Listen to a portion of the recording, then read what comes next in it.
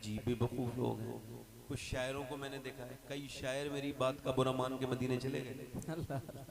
मैं भी चाहता हूँ आप में से कोई लोग मेरी बात, कोई साहब मेरी बात का बुरा मान जाए, दौलत वाले हों, अल्लाह मदीना दिखा दे। एक साहब कह रहे थे मेरा दिल तड़प रहा है, मेरा जल रहा है सीना। मैं उनके घर गया, बड़ी ऊंची बिल्डिंग बनी हुई थी। मैंने ये आप ही का घर है? बोले हाँ।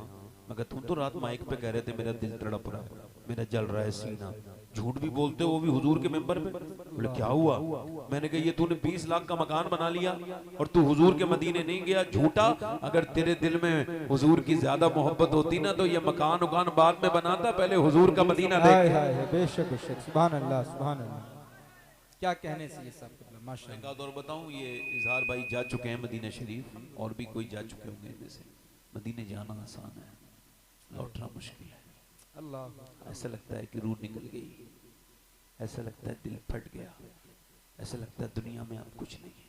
अल्लाह, सुनहरे सब्ज गुंबद से बिछड़ना कितना मुश्किल है, सिमट कर एक नुक्ते पर बिखरना कितना मुश्किल है। अल्लाह, हाँ, एक औरत को एक साहब बता रहे थे मेरी बीबी मेरे साथ आई है मदीने। मैंने कहा क्यों, ये बात क्यों बता रहे हैं? कहने लगे इस वजह से, मैंने तो पैसे इकट्ठे कर लिए थे, मेरी बीबी के पास पैसे नहीं थे। उसने कहा मुझे भी लेके चलो। मैंने कहा बेगम बड़ी मुश्किल से मजदूरी कर करके पैसे जमा किए, अब या मैं जा सकता हूँ या तुम। कहते हैं वो अपने मैके का और मेरे घर का सारा जेबर लेके आई और बोली इस जेबर को भेज दो, मैं कब्र में थोड़ी लेके जाऊंगी, मुझे मेरे नबी का मदीना दिखा दो। उठ के जाऊं कहाँ मदीने से, उठ के जाऊं कहाँ मदीने से,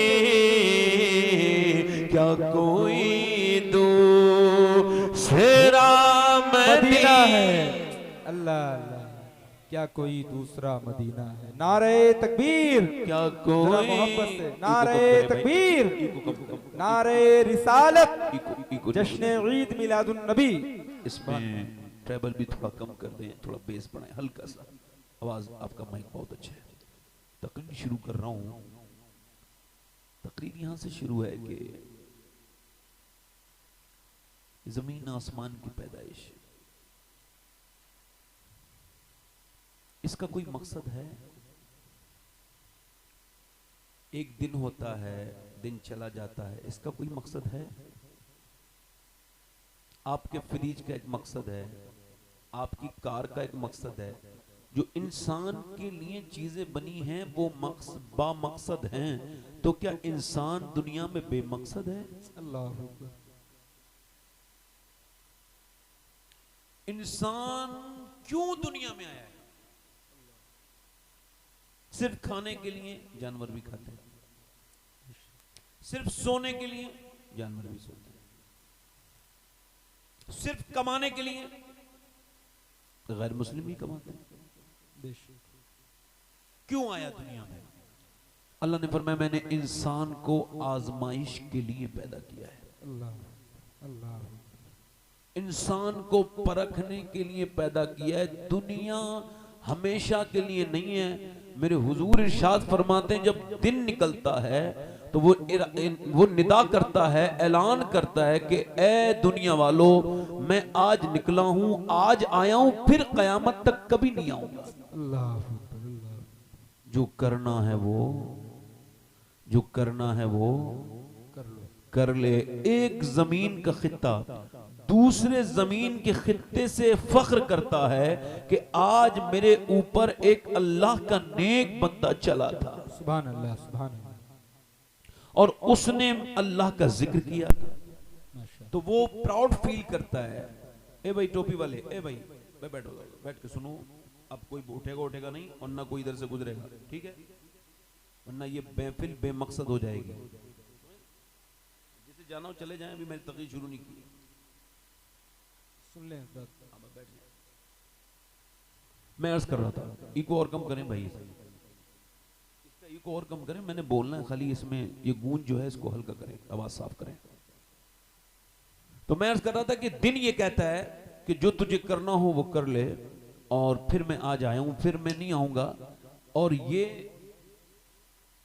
कभी फिर मैं नहीं आऊंगा। इंसान अपनी सांसों के साथ जिंदा है।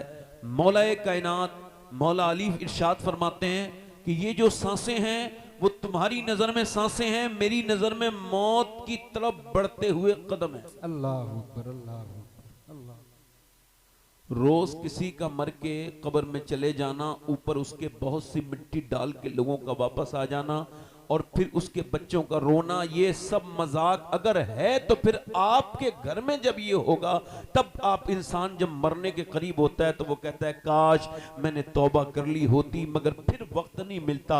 आज वक्त है, आज मौका है, आज अल्लाह की रहमतें तुम्हारी तरफ हैं, उसके सामने आज अगर तौबा करोगे तो फजल हो जाएगा। हो सकता है कि ये मेरी जिंदगी की आखिरी तकरीर हो, आज के बाद फिर मैं कभी तकरीर करने के लायक न रहूं, या मर जाऊं, या मेरा कोई हादसा हो जाए, या मेरा कोई ऐसा मामला हो जाए कि मैं दुनिया से चला जाऊं। तो अगर ऐसा हो जाए तो कम से कम मेरी तकरीर ऐसी होनी चाहिए कि जब मैं कब्र के अंदर पहुंचूं और हुजूर का दीदार हो तो मेरे नबी मुझे देख के कहें ये जो बंदा है इसने जब भी मेरा जिक्र किया दिल से किया। हाय हाय हाय, सुभान अल्लाह, सुभान अल्लाह, सुभान अल्लाह, सुभान और अल्लाह। अगर हुजूर ने ये मिंबर मुझे दिया है क्या बात है। तो मैं इसके लायक नहीं था। इतनी पब्लिक अगर बैठ के मुझे सुन रही है अल्लाह, तो इसका हिसाब मुझसे बहुत बड़ा होने वाला है, आपसे ज्यादा मुझसे बड़ा होने वाला है। अगर यूं हो सकता है कि मैं अपने आप को मुर्दा समझ लूं तो क्या यूं नहीं हो सकता कि आप अपने आप को समझें कि हो सकता है इस पूरी महफिल में एक बंदा ऐसा बैठा हो जो आज के बाद फिर कभी तकरीर न सुने, कोई महफिल न मिले, वो मर जाए। वो जवान भी हो सकता है, वो बूढ़ा भी हो सकता है, वो हम में से कोई हो सकता है। तो अगर यूं है तो मेरे नबी पाक अलैहिस्सलाम जो हैं, इमाम गजाली ने अहयाउल उलूम में इस हदीस को कोट किया है। अल्लाह के पैगंबर सल्लल्लाहु अलैहि वसल्लम ने एक जगह, सरकार दो आलम ने एक जगह, सरकार ने फरागत हासिल की, आपने वुजू करना था, सामने पानी था 12-13 कदम दूर। तो हजरत अब्बास बयान करते हैं कि हुजूर ने उस पानी के पास जाने से पहले तयम्मुम फरमाया, यानी मिट्टी से वुजू कर लिया। इसको मैं साफ करके बयान कर रहा हूं आपसे। जब पानी ना हो तब उसके वक्त मिट्टी किसे वुजू की हाजत है, ये तयम्मुम की हाजत है। हजरत अब्बास अर्ज करते हैं हुजूर ये आपकी मुझको सरकारे दो आलम जब पानी मौजूद है तो फिर ये हिकमत समझ नहीं आई, या अल्लाह के रसूल आपने तयम्मुम क्यों फरमाया? तो मेरे नबी की आंखों में आंसू आए और फरमाया मेरे चचा उस पानी तक पहुंचने की उम्मीद नहीं है और मैं अल्लाह की बारगाह में बेवुजू हाजिर नहीं होना चाहता, इस वजह से मैंने 12-13 कदम पहले ये तयम्मुम कर लिया कि अगर इस 12-13 कदम दूर मुझे मौत भी आ जाए तो मैं तयम्मुम से रहूं। अल्लाह अकबर। हुजूर को तो ये भी पता है मैं कब मरूंगा और आप कब मरेंगे, मगर इसके बावजूद मेरे नबी ये उम्मत को दर्स दे रहे हैं। वो अपने घर से निकलने वाले, तेरे कानों में लीड लगी हुई है, तेरे कानों में गाने चल रहे हैं, खुदा ना करे कि इन गानों को सुनते सुनते तू मर जाए। जो जिस हाल में मरेगा उसी हाल में उठाया जाएगा। अल्लाह अकबर, अल्लाह अकबर। मेरे दोस्त, मेरे भाई, मैं तुझसे आपसे अर्ज कर रहा हूं, मेरे दोस्तों, मेरे भाइयों, मैं आपसे अर्ज कर रहा हूं, जरा गौर तो करो आप, कितने लोग किससे पारी ना हो गए। हमने कितनों को रोज दफन कर दिया, कितनों को रोज दफन करते चले आ रहे हैं। आपको क्या लगता है क्या आप दूसरों को ही दफन करोगे? क्या आपको कभी मौत नहीं आएगी? यकीनन आएगी। जब मौत आती है तो फिर आई जाती है, फिर तौबा करने का वक्त इंसान को नहीं मिल पाता। मेरी बात ध्यान से सुनिएगा और गौर कीजिएगा। ये पड़ोसी मुल्क में एक लड़का 16 साल की उम्र है, उसने कंपटीशन, सिंगिंग कंपटीशन में नंबर 1 पोजीशन हासिल की। वो पहले नंबर पे आया, उसके बदले में उसको इनाम में मर्सिडीज गाड़ी मिली जो कि तकरीबन 1 करोड़ की होती है। उसके बाद उसने दूसरा कंपटीशन जीता, तीसरा कंपटीशन जीता, वर्ल्ड टूर किया। 19 साल की उम्र में इतनी दौलत आ गई कि एक मकान एक शहर में, दूसरा मकान दूसरे शहर में, उसके घर में बेहतरीन नौकर लगे हुए हैं, नौकरानियां लगी हुई हैं, शादी हो गई, बीबी आ गई। अब उसके दरवाजा भी कोई और खोलता है, ऐसा गाने वाला है। मगर मियां 21 साल की उम्र तक जाते जाते पता लगा, एक दिन गाते गाते गिर गया। डॉक्टरों ने चेक किया तो बताया कि गुर्दे दोनों फेल हो चुके हैं। और दोनों गुर्दे जब फेल हो गए तो अब डायलिसिस पे आ गया। एक मकान बिका, दूसरा मकान बिका। डायलिसिस एक हफ्ते में होता है, कभी कभी एक हफ्ते में 2 बार भी होता है, किसी की ज्यादा रेयर कंडीशन होती है तो उस वक्त में होता है। और डायलिसिस क्या होता है, खून बाहर निकाल के एक मशीन से उसको जो है ना वो ठीक किया जाता है, मशीन से वो काम लिया जाता है, जो गुर्दों से काम लिया जाता है। अब उसमें पैसे खर्च होते हैं। अब वो हर हफ्ते के एतवार से पैसे खर्च करता रहा। बड़े अस्पताल में एक घर बिका, दूसरा घर बिका, उसकी गाड़ियां बिक गई। कल तक वो लोगों के फोन नहीं उठाता था, मगर आज वक्त ऐसा गुजरा है कोई उसका फोन नहीं उठा रहा है। याद डरा करो वक्त से, अपनी दौलत पे घमंड मत किया करो, अपनी ताकत पे घमंड मत किया करो। मियां कभी वक्त ने किसी को नहीं छोड़ा, ना किसरा छोड़ा, ना दारा छोड़ा, ना शहंशाह छोड़ा, ना फिरौन छोड़ा, ना नमरूद छोड़ा, ना यजीद छोड़ा। वक्त जब अपना मिजाज बदलता है तो बड़े बड़े 30 मार खां को जमीन की खाक चटा देता है। वो उस जमाने के फिरौन नहीं बचे थे, तो इस जमाने का कोई फिरौन कैसे बचेगा? सबके ऊपर वक्त आना है, याद रखना इस बात को। तकब्बुर न करना। वो फोन लगाता था लोगों को, कोई मरी मदद कर दो, मगर जब लोगों ने सुना था ये मरने वाला है, कोई मदद नहीं करता। सगे भाई ने उसको गुर्दा दिया, अपना गुर्दा दिया, ट्रांसप्लांट हुआ, सारा पैसा लग गया, मगर गुर्दा इंफेक्शन कर गया, काम नहीं कर पाया। खैर उसकी मौत का वक्त करीब आ गया। उसने सोशल मीडिया पर भीख मांगी, चेहरा काला होता चला गया। वो कल तक जो स्टेजों पर नाचता था, उसका चेहरा देख के दुनिया के दिल धड़कते थे, आज उसका चेहरा इतना काला है कोई देखने के लिए तक तैयार नहीं। चेहरा काला होता चला गया। उसने अपने बच्चों के सर पे हाथ फेर रहा था। मौत से थोड़ी देर पहले किसी ने पूछा कोई अफसोस है तुझे असद? कहने लगा हाँ बड़ा अफसोस है। एक तो अफसोस यह है कि जीते जी अपने बच्चों को यतीम देख रहा हूं, मेरे बच्चे मेरे सामने यतीम नजर आ रहे हैं। मैं वो बदनसीब बाप हूं जिसने जिंदगी में अपने बच्चों को यतीम देख लिया। दूसरा अफसोस ये अल्लाह ने आवाज दी तो मैंने गाने गाए, लोगों को राजी किया, मैंने पूरी दुनिया में गाने गाए तो मेरा ये हाल हो गया। अगर मैंने इतना अपने नबी की नाते पढ़ी होती, अपने नबी की तारीफें की होती, तो आज मेरा हाल ये नहीं होता जो आज हो गया है। अल्लाह हम सब पर फजल फरमाए, हम सब पर करम फरमाए। कैसा वक्त आता चला जा रहा है। मोबाइलों में लड़के लगे हुए हैं, लड़कियां लगी हुई हैं, फेसबुक पर 3-3 घंटे 4-4 घंटे खर्च हो रहे हैं। अल्लाह अकबर, मुझे बताओ अल्लाह ने तुम्हें जिंदगी इसी फेसबुक के लिए दी है? नहीं नहीं, फेसबुक के लिए नहीं दी मेरे दोस्त। अल्लाह ने तुझे यूट्यूब के लिए जिंदगी नहीं दी। ये 3 GB और 4 GB जो अपडेट होती है, क्या ये तुझको बचा पाएगी? बता, अगर इसी हाल में तू मर गया, जो मरता है मर्द के जाने के बाद कब्र में हुजूर का दीदार होता है। बता मेरे नौजवान, क्या तू उन आंखों से हुजूर को देख सकता है जिन आंखों से थोड़ी देर पहले तूने गंदी एक फिल्म देखी थी? बता, क्या उन आंखों से देखेगा हुजूर को? बता, फिर तेरा दिल क्यों नहीं लरसता, क्यों नहीं डरता तू?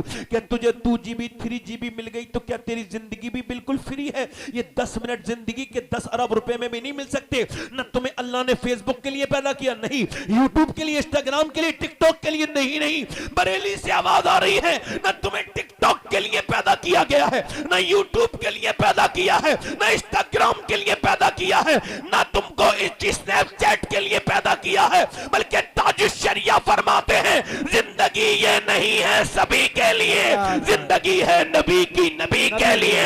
और ना समझ मरते हैं जिंदगी के लिए, जीना मरना है सब कुछ नबी के लिए। वो बेवकूफ है जो दुनिया के लिए मरते हैं। ये तो ताजुश शरिया कह के गए, मगर उससे पहले दादा ने उससे बड़ी बात कही थी। कहा था जमीनो जमा तुम्हारे लिए, मकीनो मकान तुम्हारे लिए, चुनीनो चुना तुम्हारे लिए, बने दो जहां तुम्हारे लिए, हमारे यहाँ तुम्हारे लिए, उठे भी वहां तुम्हारे। सुभान अल्लाह, नारे तकबीर। जरा सारे लोग अपने हाथों को उठाकर इस्तकबाल कर ले। नारे तकबीर, नारे रिसालत, जश्न ईद मिलादुन नबी, मसलके आला हजरत फैजाने नाज़िम या हुजूर। इसका ही टेबल बढ़ाओ हल्का सा भाई, आवाज जरा साफ करो, जोर से बोलो सुभान अल्लाह। सुभान अल्लाह। जमीनो जमा हमारे लिए, जमीनो जमा तुम्हारे लिए, जमीनो जमा हमारे लिए, मकीनो मकान हमारे लिए, चुनीनो चुना हमारे लिए, बने दो जहां हमारे लिए, हम आए यहाँ, हमारे लिए, हम आए यहाँ, यूं तो यहूदी का भी दिल है, नसरानी का भी दिल है, बुद्धिस्ट का भी दिल है, जैनी का भी दिल है, यूं तो पारसी का भी दिल है, यूं तो काफिर का भी दिल है, मुसलमान का भी दिल है, मगर बरेली वाला किसी का दिल मानने के लिए तैयारी नहीं। बरेली के सौदागिरान वाले आला हजरत कहते हैं मैं किसी के दिल को दिल नहीं मानता, न यहूदी का दिल दिल, न ईसाई का दिल दिल, न बुद्धिस्ट का दिल दिल, न काफिर का दिल दिल, न मुसलमान का दिल दिल। काफिर किसका दिल है,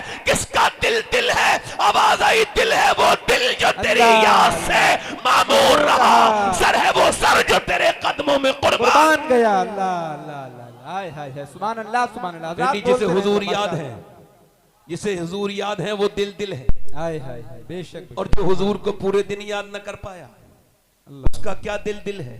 क्या दिल दिल है? बोलो, कोई दिल दिल है? बोलो। देखो मेरी तकरीर का कॉन्फिडेंस लेवल इतना हाई है, अपनी बात कर रहा हूँ, मुझे किसी की दाद से कोई फर्क नहीं पड़ता। मेरा कॉन्फिडेंस लेवल लो नहीं होता। मुझे उन लोगों का कॉन्फिडेंस लेवल बेकार लगता है जो मुझे दाद नहीं देते हैं। जोर से बोलो सुभान अल्लाह, सुभान अल्लाह। हाँ, चूंकि अब जोर से बोलो सुभान अल्लाह। हमारे इमाम ने कहा था, यही कहती है बुलबुल बागे जिना कि रजा की तरह कोई सहरे बया। जरा मुस्कुरा के बोलो सुभान अल्लाह, सुभान अल्लाह। अल्लाह ने क्यों दुनिया बनाई? क्यों बनाई दुनिया? अपने हबीब के लिए। माशाअल्लाह। किसके लिए? बोलो, अपने हबीब के लिए, और हमें हुजूर की इताअत के लिए और अपनी इबादत के लिए पैदा किया। माशाअल्लाह माशाअल्लाह। हुजूर तशरीफ ला रहे हैं, मैं हुजूर का मिलाद पढ़ रहा हूँ। मेरी बहनों में जिसको कोई भी एक हाजत हो या कोई भी उसकी तमन्ना हो, अपने दिल में याद रख ले और यहाँ पर रिमाइंड करके दुआ मांगना शुरू